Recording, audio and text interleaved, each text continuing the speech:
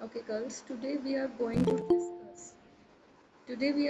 to discuss a short biographical sketch of Pope Alexander Pope, as you all know, and let's talk about his date of birth. Okay, he was born in 1688 in a Roman Catholic family. In a Roman Catholic family. Okay, and he was quite delicate and sickly child. ठीक है, अपने बचपन से ही, अपने childhood से ही जो Alexander Pope हैं ये काफ़ी बीमार रहे, काफ़ी डिस्टर्ब रहती थी इनकी हेल्थ। और साथ साथ just because he belong to Roman Catholic family, Catholic जो है यहाँ पर ऑब्वियसली इनका रिलीजन है, that's why he had not right of education, उनको राइट ऑफ एजुकेशन नहीं मिला था। और इस कारण वो बहुत अपसेट रहते थे, लेकिन he had a studious mind. Okay, उनका माइंड स्टूडियस था एंड उन्होंने घर पे ही अपनी स्कूलिंग कंप्लीट की थी। ठीक है, सो उनके लिए ऐसा कहा जाता है, like a boy gathering flowers in the fields just as they fell in his way. इसका मतलब क्या हुआ कि जैसे आप एक फ्री चाइल्ड हो अगर, और आपको एक फील्ड में खुला छोड़ दिया जाए कि आप जितने चाहे उतने फ्लावर्स इकट्ठे कर सकते हो, ऐसे ही पोप को छोड़ दिया गया था कि आपको स्कूल में एजुकेशन तो नहीं मिल सकती, but what can you do is कि आप घर पे अप सेल्फ स्टडी कर सकते हो, होम ट्यूटर्स अरेंज कर सकते हो अगर आपका उतना फाइनेंशियली आप अगर उतने स्टेबल हैं तो।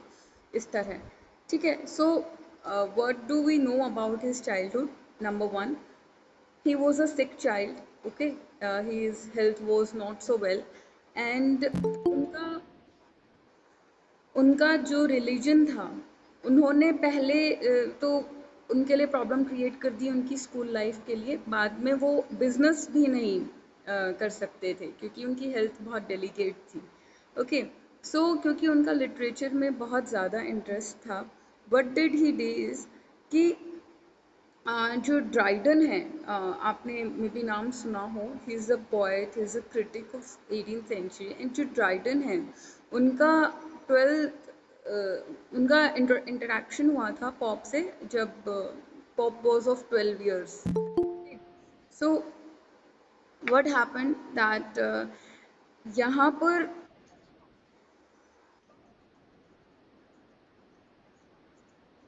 बच्चे, it's introduction of Alexander pope. Okay, so what happen is कि उन्होंने वर्स राइटिंग बहुत सारे वर्सेस लिख दिए थे। वर्सेस का मतलब आप एक तरह से श्लोक समझ लीजिए। ओके, व्हेन ही रीच 16 की उम्र से पहले ही उन्होंने बहुत सारे वर्सेस लिख दिए थे क्योंकि उनका पढ़ाई में, उनका लिटरेचर में बहुत ज़्यादा इंटरेस्ट था। ओके, सो इन ये एक आप ध्यान रखिएगा, एक वर्ड है heroic couplet. Heroic couplet. Okay, ये इसके लिए बहुत फेमस माने जाते हैं, इस हेरोइक कपलेट के लिए। अब हमें क्या क्या चीज़ें ध्यान रखनी है इनके लिटरेचर, इनका जो लिटरेरी करियर था उससे रिलेटेड, कि एक वॉल्श नाम का एक कैरेक्टर था इनकी लाइफ में जिसने ये कहा था कि इंग्लैंड का जो पोइट्री का जो स्टैंडर्ड है वो बहुत डिजेनरेट होता जा रहा है। ओके, सो वॉल्श को था कि कोई हो जो इसको इम्प्रूव कर सके, इसे करेक्ट कर सके। सो इन्होंने इस बात को बहुत सीरियसली लिया, अलेक्जेंडर पॉप ने, और काइंड ऑफ वर्क्स को कैसे करेक्ट किया जाता है, कैसे उसको आप ऑर्डर में प्लेस कर सकते हो, इस बात को ध्यान में रखते हुए इन्होंने बहुत सारे एसेज लिखे थे। ठीक है, एक ऐसा ही एसे है, एसे ऑन क्रिटिसिज्म। ये कुछ मेजर वर्क्स हैं बच्चे जो आपको ध्यान रखने हैं। Essay on criticism. ओके, ये एक वर्क था जो डील कर रहा था कि कैसे क्रिटिसिज्म करना चाहिए। ऑल्दो जब हम द रेप ऑफ लॉक पढ़ेंगे तब हम बात करेंगे कि पॉप कितने ग्रेट पोएट थे और उनका राइटिंग स्टाइल कैसा था, वो किस जॉनरा में लिखते थे, ये सब चीज़ें डिस्कस करेंगे। बट उसके साथ ही आपको उन्होंने और क्या वर्क्स लिखे हैं क्या क्या ट्रांसलेशंस दी हैं, इन चीज़ों का आपको पता होना चाहिए। Okay, so what did he does कि उसके बाद 1712 में, please note down the date, 1712, in 1712 the rape of lock was published. ये जो द रेप ऑफ फ्लॉक है, जो हमारा सिलेबस है, the rape of the lock, ये क्या है, what is it? It's a brilliant satire. ठीक है, ये सटायर है किस पर? Fashionable life of the time. उस टाइम की, उस समय की, कंटेम्प्रेरी टाइम, जो पॉप जिसमें रह रहे थे, वहाँ फैशनेबल लाइफ्स कैसी होती है, एक आर्टिफिशियलिटी जो थी उस टोन में, उस एज में, और वहाँ की जो वुमेन थी वो कितना अपने आप को मतलब ट्राइफल्स में इंडल्ज रखती थी। ट्राइफल्स मीन्स इनसिग्निफिकेंट थिंग्स, जिनकी ज़रूरत नहीं है कि आप उनका ध्यान रखें, हमको इम्पोर्टेंस दें अपनी लाइफ में, लेकिन स्टिल वुमेन के लिए ज़रूरी हो गया था कि वो इन चीज़ों पर ध्यान दे, रादर देन अपनी इनर, अपनी इनर ब्यूटी की जगह आउटर ब्यूटी पर बेसिकली वो ज़्यादा ध्यान रख रहे थे। And this poem bought him great fame. ठीक है, बहुत ज़्यादा फेमस हो गए थे अलेक्जेंडर पोप। फेमस वो पहले भी थे, but this poem bought him great fame. Okay, and उनका जो लिटरेरी सर्कल था वो इससे और भी वास्ट हो गया था, जिसमें इंक्लूडेड थे Gray, Addison and Swift. Please ये नेम्स याद रखिए, I will note it down to.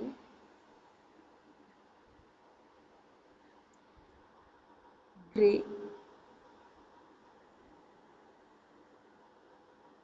Edison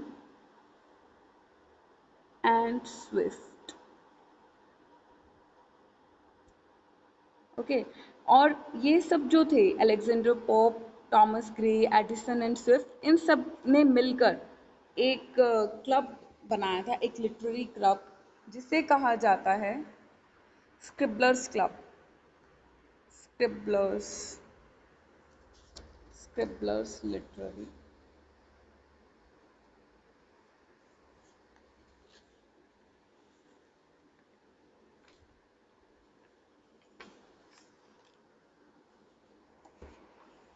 okay, सो एक क्रिटिक और थे वॉल्टेयर नाम से, जिन्होंने ये कहा था कि अलेक्जेंडर पॉप जो हैं ये प्रेजेंट टाइम के सबसे ग्रेट पोइट हैं। इंग्लैंड के तो हैं ही इस समय के, और पूरी दुनिया के भी हैं। ठीक है, सो इनकी बहुत फेमस, एक तरह से आप देख सकते हो, एक लिटरेरी करियर था। उसी के साथ साथ यस बच्चे। हाँ जी, ये इन चारों का एक साथ मिलाकर स्क्रिबलर्स लिटरेरी क्लब था, जैसे हमने यूनिवर्सिटी विट्स पढ़ा था। University wits was a group of 7 people who belong to Elizabethan age, right? So उन्होंने अपने टैलेंट को और इम्प्रूव करने के लिए एक क्लब बनाया था। ऐसा ही कुछ इन लोगों ने किया था। ठीक है, नाउ व्हाट हैपेंड नेक्स्ट कि यहाँ पर जब हम when we see Alexander Pope's literary career, we see translations of Homer.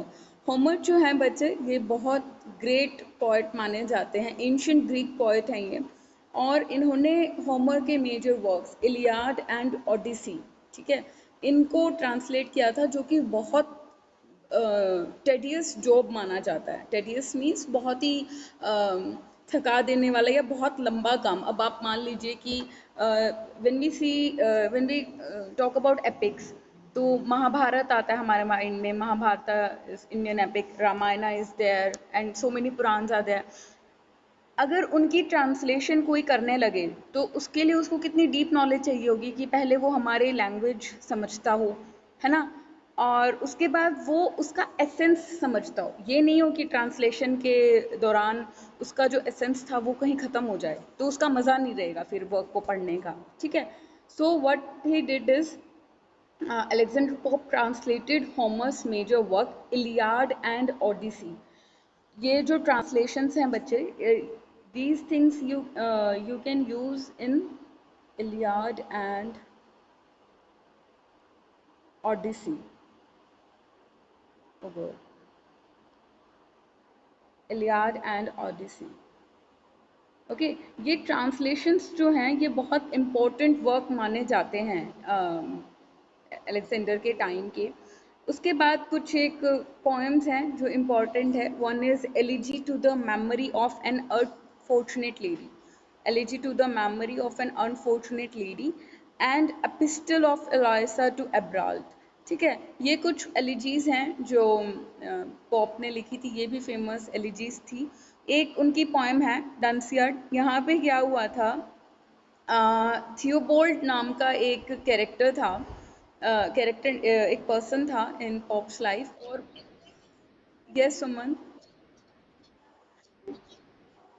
बच्चे I will send you the list again, okay. अभी हाँ, इसमें डिस्टर्ब नहीं करो, फ्लो ब्रेक हो जाता है और कोई बात नहीं है. सो यहाँ पर वैसे पोइम के नेम्स हैं elegy to the memory of an unfortunate lady and the epistle of Eloisa to Abelard. Okay, अब यहाँ पर एक थियोबोल्ड नाम का इंसान था जिसने शेक्सपियर के बारे में, वो वेल रेड था, उसने बहुत कुछ चीज़ें पढ़ रखी थी. और जो पॉप हैं वो शेक्सपियर के वर्क्स को भी एडिट करना चाहते थे. आप लोगों ने भी शेक्सपियर पढ़ा है और सपोज आप 37 प्लेज पढ़ लें, 154 सोनेट्स पढ़ लें, सब कुछ पढ़ लें और उसके बाद आपको लगे कि शेक्सपियर को इम्प्रूव करने की ज़रूरत है, ठीक है, सो आप कहें कि अब मैं एडिट करूँगा या करूँगी शेक्सपियर को. ऐसा ही कुछ पॉप ने करने की कोशिश की थी. सो थियोबोल्ड ने उनको काइंड ऑफ मना कर दिया था कि नहीं करना चाहिए तुम्हें. सो पॉप इतने अपसेट हो जाते हैं कि उन्होंने थियोबोल्ड पर ही एक सटारिकल पोएम लिख दी थी. ठीक है, उस पोएम का नाम था डंसियार्ड. और ऐसा माना जाता है कि उस टाइम के 100+ पोइट्स के ऊपर सटायर किया गया था इस पोएम में. सो ये एक मेजर पोएट है, पोएम भी है. इसमें आपको कहीं ना कहीं पॉप का कैरेक्टर भी पता चल रहा है कि पॉप को अगर कोई पसंद नहीं आता था, if he is annoying with someone, उन्होंने इतना पढ़ा हुआ था और वो इतना जानते थे लोगों के बारे में कि ही कैन राइट एनीथिंग. ठीक है, he can write anything on anyone. अगर कोई भी उनके अगेंस्ट कुछ भी बोलता था, व्हाट ही डू इज कि वो उनके अगेंस्ट कोई भी सटायर या पैम्फलेट पब्लिश करवा देते थे. ठीक है, सो काइंड ऑफ जो लोग थे वो उनकी पोइट्री को अडोर भी करते थे. ठीक है, ऑन द अदर हैंड लोग उनसे डरते भी थे और लोग उनके इस कैरेक्टर को क्रिटिसाइज भी करते थे. बात समझ में आ रही है? क्योंकि अब जो पोएट है देखिए, उसका जो नेचर है वो इतने अनोइंग थे. मे बी उनकी हेल्थ एक ऐसा रीज़न रह सकती है. हेल्थ हमेशा से ही ऐसी रही हो तो it can irritate, it can अनॉय anyone. Okay, और अब जब चाइल्डहुड से ही इतने बीमार रहे हो तो मे बी उनका माइंड इस तरह का हो गया हो. बट उनसे बहुत लोग डरते थे. बट उनके जो वर्क्स हैं उनको प्रेज भी बहुत मिली. ओके, नाउ एक और एस्से था, एस्से ऑन मैन, जिसमें आपने एक if you have done your graduation under art stream, तो आपने एक वर्क है नो देन दाई सेल्फ, वो इसी का पार्ट है, essay on man, know then thyself. बहुत इंपॉर्टेंट, बहुत प्यारी पोएम है कि कैसे you can know about religion more or nature more if you know yourself first. अगर आप खुद को जान लेते हैं तो आपको नेचर को जानने की कोई ज़रूरत नहीं पड़ेगी क्योंकि नेचर हमसे ही है. ठीक है, so that kind of poem is this. Then जो पॉप हैं, Pope was died in 1774 and उनको ट्विकेनहैम में बरीड किया गया था. He was buried in Twickenham. Although he deserved to be buried in Westminster Abbey, लेकिन religion के कारण he was not able to join that place. ठीक है, he was not buried in Westminster Abbey. और आपको ध्यान होगा जब हम चौसर के लिए लिखते हैं या कोई भी फेमस पोइट्स के बारे में लिखते हैं that he died and he buried there, so वो सब के सब वेस्टमिंस्टर एबे में ही बरीड हैं जितने भी पोइट्स हैं. But Pope is not there because of his religion. Okay, so ये कुछ पॉइंट्स हैं that you know, that you should know about him, कि वो ओकेजनली कई बार मीन लगते थे, मैनरलेस लगते थे, किसी को भी कुछ भी बोल देते थे. लेकिन पोप जिनको अडोर करते थे, जिनकी रिस्पेक्ट करते थे, उनके लिए बहुत अच्छा भी कहते थे. सो जो स्विफ्ट हैं, गे हैं, जॉनसन हैं, ये सब उन्हें अडोर भी करते थे और काइंड ऑफ उनसे डरते भी थे, ठीक है। सो आप ये दोनों चीज़ें इसमें ध्यान रख सकते हैं। Now I am going to say another list of the poems. Pastorals है एक तो, one poem is pastorals. Pastoral actually normally 4 parts में डिवाइडेड है। रीजन बीइंग 4 सीजन्स, ठीक है, जैसे स्प्रिंग, समर, ऑटम, विंटर होता है। Pastoral is divided in 4 parts just like that. Then there are didactic poems. Didactic poems होती हैं जो मॉरल पोएम्स होती हैं, ठीक है, जो आपको मोरालिटी सिखाएं। The poems that teach you morality are known as didactic poems. I'll just write down the word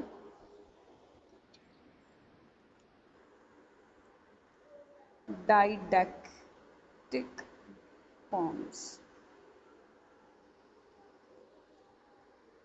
Okay, so these are the poems like moral essays, essays on criticism. इस तरह की ये जो poems थी, these fall under didactic poems. Okay, then there is third kind of poetry is satirical poetry. Satires आप समझते हैं, किसी पर comment pass करना, अपने opinion pass करना, थोड़ा harsh होकर, थोड़ा rude होकर, sometimes it's funny also.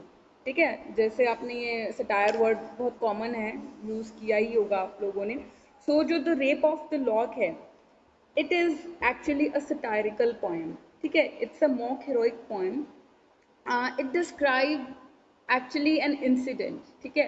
ये जो the rape of the lock है, ये एक इंसिडेंट की बात करता है। इंसिडेंट क्या है? There are 2 families, okay. One is Miss Farmers. Miss Farmer नाम की एक लड़की है जिसका कैरेक्टर यहाँ पे बिलिंडा नाम से शो है।